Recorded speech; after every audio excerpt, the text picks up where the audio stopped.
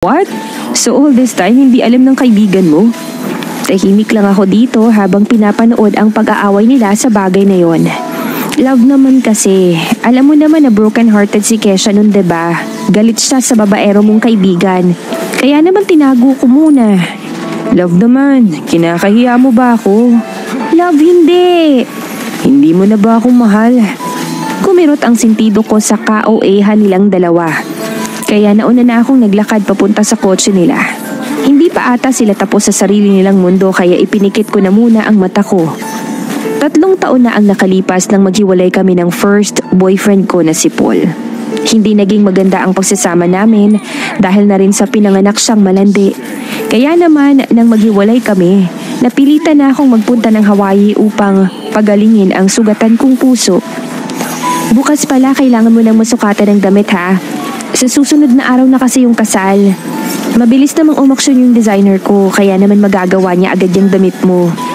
Sabi muli ni Natalia matapos nilang maglambingan ng asawa niya. Kailangan ba talaga akong bridesmaid? Hindi ba pwedeng makikain na lang ako sa handaan niyo? Kesha naman, wedding ko to no, kaya ikaw ang gusto kong bridesmaid.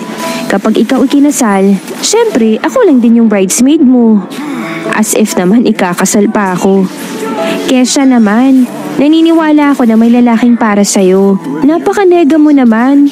Tinampal pa ng loka ang kamay ko kaya nasimangutan ko siya nang wala sa oras. Hindi mo ba kakamustahin si Paul?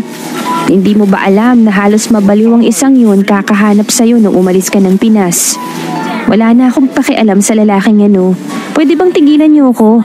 Matagal nang tapos kung ano man yung meron sa amin. Kaya naman hindi niyo na dapat binabalikan. Galit ka pa ba sa kaibigan ko dahil sa naging awayan niyo noon bago kayo naghiwalay? Kesha, hindi ka niloko ng kaibigan ko, sabi ni Bernard. Sa totoo niyan, Loka, nalaman ko rin ang tungkol dito. Hindi ka talaga niya niloko. Misunderstanding lang talaga yung lahat. Dagdag pa ni Natalia.